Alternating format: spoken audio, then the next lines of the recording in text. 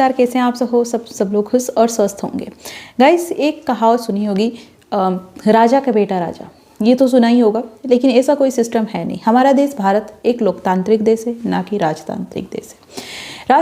राजतांत्रिक देश में ऐसा होता था कि राजा का बेटा राजा बनेगा, लेकिन ये देश लोकतांत्रिक देश है और यहाँ पे ये चलेगा नहीं। और ये चीज़ें, लेकिन आपको क्या लगता है कि ये चीज़ें नहीं चल रहा है? एक लोकतांत्रिक देश के लिए परिवारवाद क्या खतरा नहीं है? पहले मैं बोलूँगी, उसके पहले आप इस वीडियो में नरेंद्र मोदी जी ने संसद में क्या बोला परिवारवाद को लेकर के, पहले आप उस वीडियो को देखें। जन समर्थन से एक से अधिक अनेक लोग अगर राजनीतिक क्षेत्र में भी प्रगति करते हैं, उसको हमने कभी परिवारवाद नहीं कहा है। हम परिवारवाद की चर्चा वो करते हैं जो पार्टी परिवार चलाता है, जो पार्टी परिवार के लोगों को प्राथमिकता देती है, जो पार्टी के सारे निर्णय परिवार के लोग ही करते हैं, वो परिवारवाद है। न राजनाथ जी की कोई पॉलिटिकल पार्टी है, न अमित शाह की कोई पॉलिटिकल पार्टी है। और इसलिए जहां एक परिवार को पार्टियां लिखी जाती हैं, वो लोकतंत्र में उचित नहीं है। लोकतंत्र में पार्टी अनेक, एक परिवार के 10 लोग राजनीति में आए, कुछ बुरा नहीं है। हम तो चाहते हैं नौजवान लोग आए।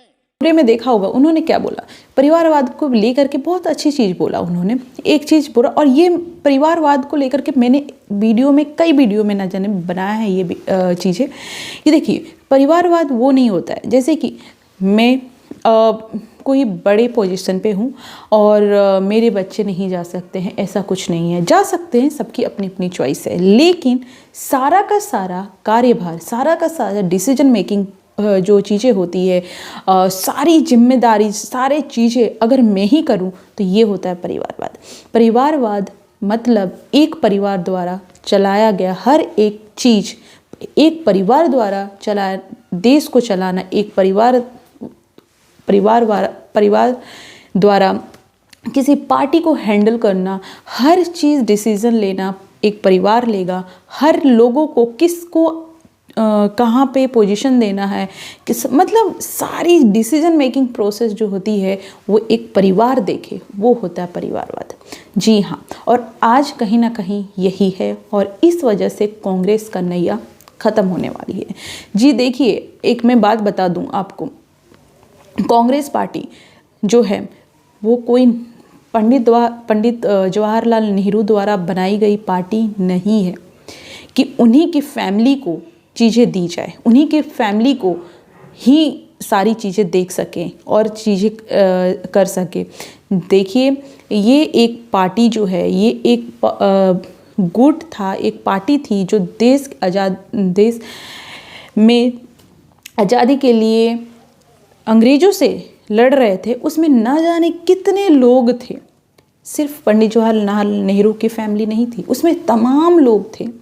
उन तमाम लोग में सबके स्ट्रगल से ये देश आज़ाद हुआ है, हर लोगों के स्ट्रगल से देश आज़ाद हुआ है। सिर्फ पंडित जवाहरलाल नेहरू की फैमिली से नहीं हुआ है कि उन्हीं को हमेशा आप उनके भाषण में देखिए, उनके स्पीच, कांग्रेसियों के स्पीच में देखिए कि हमने खून बहाया है, हमने सारी चीज़ें की है, हमने ये किया वो किया देश की आज़ादी के लिए, इतनी। और ये आप लोग जो लोग कांग्रेस के सपोर्टर हैं, और मैं उनसे पूछना चाहती हूँ, आप लोग ये सुन कैसे लेते हैं? अगर आप थोड़ा सा भी सोचे समझे तो मुझे बताओ, सिर्फ ये कांग्रेस के जो लोग हैं, पंडित जवाहरलाल नेहरू की जो फैमिली है, वही उसी ने खून पसीना बहाया है। पंडित जवाहरलाल नेहरू ने ही सिर्फ किया है।